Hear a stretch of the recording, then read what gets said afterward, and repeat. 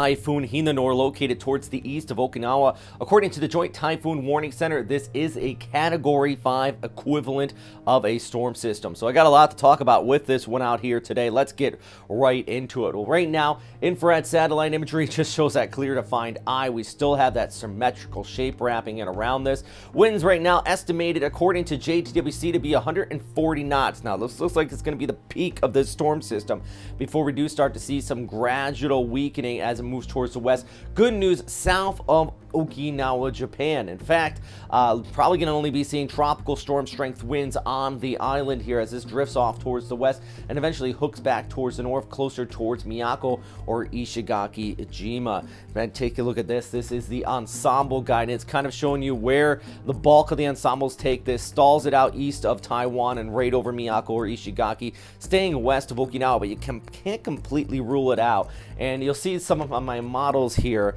that I'm going to show you in just a few minutes that some of the guidance still wants to actually pull it closer to Okinawa. Point is, whenever you get a storm kind of stalling out like this, there is some range of uncertainty, but right now, at least as we go ahead into Wednesday, the highest of the winds looks like it's going to remain just south of the island. Winds right now, though, according to JTWC, 195 kilometers per hour, pressure down to 920 hectopascals. Already on the Daito Islands, we've seen a wind gust of 174. Daito Islands actually part of Okinawa. Prefecture kind of gives you an idea that the storm already getting pretty close to Okinawa Honto, which is the how you would call the main island of Okinawa. In fact, Ishigaki, Miyako, Okinawa Honto, all part of Okinawa Prefecture, including the Daito Islands. Taking a look at JMA's forecast, there's multiple agencies here, one with the U.S. military, one with the Japan Meteorological Agency. So I'm kind of showing you both so everybody gets an idea of what we're seeing as this moves towards southwest. JMA has it also stalling out. See that right there?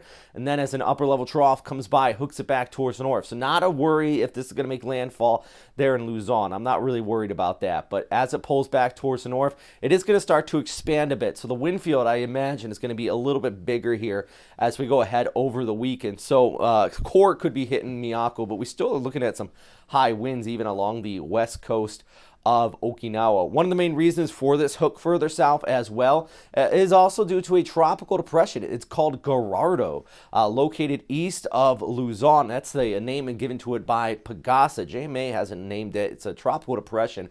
What happens when you get these two areas together, they form kind of a high pressure region in the middle of them, and they start to kind of rotate around each other a little bit. In this scenario, it's going to almost suck Gerardo towards the north here, while Hinnamnor, it kind of gets pulled a little bit towards the south, rotating around each other just a little bit. It's what we call the Fujiwara effect. Some of you might have heard that term before. This is a classic example of it. You can see it out here in the Western Pacific from time to time when you get these two storms almost dumbbelling around each other. In this scenario, they're not going to do complete rotation or anything, but it is going to allow, thanks to this storm, for Hinnamnor to nudge just south of Okinawa, Japan, back here towards the north. So let's take a look at some of the guidance at this time. And like I said, some of this has yet to be updated or just kind of to catch up with the track from JMA, which keeps this storm system further towards the west, as I mentioned, out there towards Miyako and Ishigaki. That's those islands west of Okinawa Honto. But you take a look at the waves still. I mean, this is going to be a rough day here on a Wednesday over towards Thursday for the east coast of Okinawa. If you're going to be heading out to any of those locations, maybe you want to head south of Naha, catch some waves. Might not be a good idea. I mean, this is indicating 3 to 6 meters. That's some dangerous surf, and especially as we go ahead through the weekend, we might be thinking, okay, we're not seeing the rain, but we still got the winds and those waves coming in from the south. That is just going to be rough. So I know it's Labor Day weekend. Maybe you want to head off to the beach. Probably not going to be the smartest idea, even if you have the core of the storm still offshore.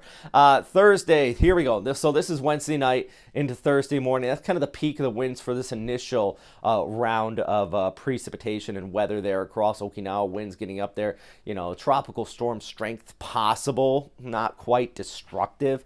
As it scoots just towards your south. Then it stalls out there south of Ishigaki, Makojima, and then pulls back towards the north.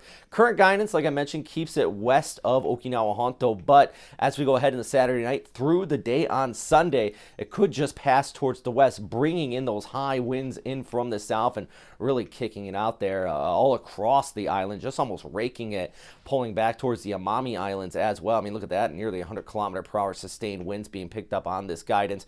Another thing, though, Sunday, the core of the storm might be past, but we still have those trailing bands coming through on Monday over towards Tuesday. You're going to have a period of time where it's just going to be messy starting Wednesday, Thursday, Friday, Saturday, Sunday, Monday, pretty much. All thanks to those winds at first. Then as it hooks back towards north, you get those trailing effects in behind it as it pulls in and still looks at those high winds. So, I mean, it's Labor Day weekend is going to be messy, my friends. If you are celebrating that, and one of the Americans out here in Okinawa. Winds peak Wednesday night through Sunday. For that initial peak, it's Wednesday night, then all the way out through Sunday. And the Monday, you still get that trailing. Core to storm will miss Okinawa. Another thing I do want to continue to mention. But T-Core setup, they're still going through it here. I think last I checked, they're not expecting to go to T-Core 1, but I wouldn't be surprised if they go to that Storm Watch. Just playing it safe. That's why the Storm Watch idea is in place there. But it looks like the core of the winds, those highest winds, will be south-hasting just towards the south of Okinawa Honto. Close enough to cause problems, and not close enough to be a major issue. Take a look at that forecast, though, in the bigger picture, because as this scrolls down towards the south, still that inflow hitting the west coast of Luzon. Plenty of rainfall going to be wrapping it around with that. It's something I'm not touching on enough, but I think you're going to be looking at some pretty decent rain and the possibility of flooding in northwestern Luzon. Here in Naha, though, yeah, Thursday, Friday, Saturday, thunderstorms. Sunday, Monday, rain. Highs around the high 80s to the lows into the low 80s, high 70s. Anyways, a big thanks for everybody on Patreon. I just want to give a shout out to a couple new people who have just signed up. Also, take a look at Garmin. He's one of those people that have been around for a while, and he's just given an incredible amount of support to this channel. Big thing, it helps me support the graphics. This computer that I use, the setup in my little mini studio in my spare bedroom, all because of the support for you guys on Patreon. So if you guys want to help out, it's $2, $6, or $10 a month. You don't have to. I'll never put this behind a paywall, but it does help support the channel. Anyways, that's all for today. Thanks for watching, and of course, stay safe out there.